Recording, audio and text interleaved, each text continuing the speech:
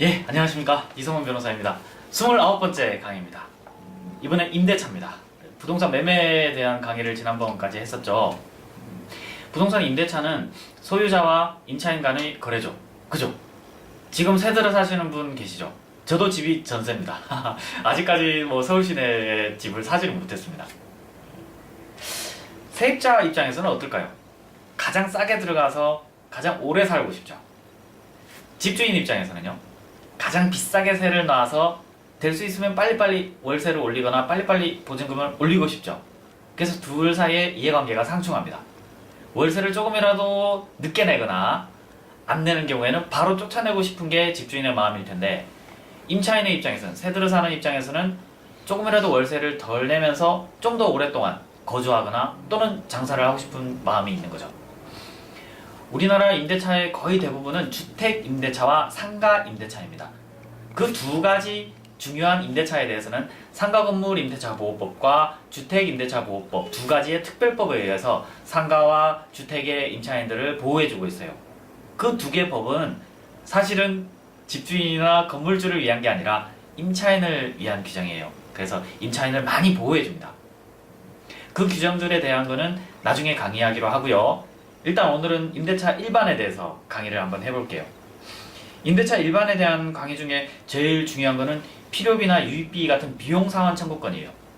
예를 들어서 내가 어떤 상가를 임차했는데, 혹은 내가 어떤 아파트에 임차인으로 들어갔는데 변기가 고장이 났다든지, 혹은 천장에 물이 샌다든지, 혹은 보일러가 고장이 났다든지, 이런 경우에 임차인이 내가 사는데 불편하니까 먼저 그걸 고칠 수가 있잖아요. 그런 경우에 나중에 비용을 집주인한테 내달라. 내가 보일러 수리하는데 10만원 들었으니까 집주인 10만원 주세요 했을 때 이게 가능한가라는 문제입니다. 대법원 판례는 어떤 명시적인 수학적 공식처럼 가르는 그런 잣대는 아직 없어요. 다만 수리의 대수선인 경우, 즉 집 구조 자체의 문제라든지, 그러니까 물이 새거나 하는 문제 있죠. 보일러가 고장이 나는 것도 집주인 수리 의무라고 저는 봅니다. 왜냐하면 보일러는 집을 거주 주거 생활을 하는 데 있어서 가장 핵심적인 요소잖아요. 예를 들어 수도 파이프에서 물이 샌다든지 이런 건 말입니다. 근데 수도 꼭지가 고장 난다든지, 혹은 변기의 밸브가 고장 나서 물이 샌다, 이런 작은 수선 같은 경우는 임차인이 부담해야 되지 않을까요? 물론 정확한 공식은 없습니다. 그런 특약도 가능해요. 모든 수리비는 집주인이 부담한다, 모든 수리비는 임차인이 부담한다, 이렇게 쓸 수도 있습니다. 그런 약정의 효력도 인정받을 수 있어요. 형광등이 나갔다, 이건 어떨까요? 형광등이 나간 거 가지고 집주인한테 형광등 갈아주세요. 약간 좀 사악한 임차인처럼 보일 수 있죠. 일반적인 그냥 관념에 따라서 하시면 돼요. 그런데 이건 어떨까요? 들어갔더니 집에 창틀이 요즘은 거의 다 샷이죠. 그 나무 창틀이에요, 나무 창틀. 나무 창틀인데 내가 이걸 엄청 비싼 최고급 샷으로 바꿨어요. 이런 경우에는 어떨까요? 그런 경우에는 그 유입비 상환 청구권이라 해가지고 집을 업그레이드 시킨 부분, 현 시가에 따라 보상받을 수 있는 권리가 있긴 있습니다.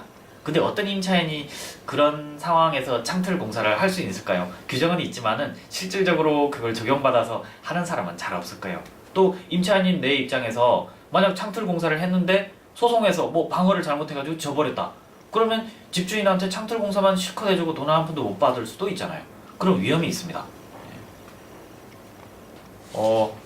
소송이라는 건 소학 공식과는 다릅니다. 그래서 실제 법 규정과는 다르다고 생각하는 판결이 나올 수도 있어요. 그래서 방어 방법에 있어서는 조심하셔야 됩니다. 그리고 임대차는 묵시의 갱신 조항이 있어요. 묵시의 갱신 조항. 주택임대차보호법이나 상가건물임대차 보호법은 묵시의 갱신에 따라 주택은 2년, 상가는 1년의 자동갱신 조항을 주거든요. 근데 일반 민법이 적용되는 일반 임대차의 경우에는 묵시의 갱신이 되면 기간의 약정이 없는 임대차로 봐요. 그래서 기간 약정이 없는 임대차니까 언제든지 당사자 쌍방이 서로 이제 그만하자라고 계약 해지를 통보할 수 있겠죠. 그죠? 그런 개념의 차이가 있습니다. 다음 시간에는 주택임대차를 강의해 드릴게요.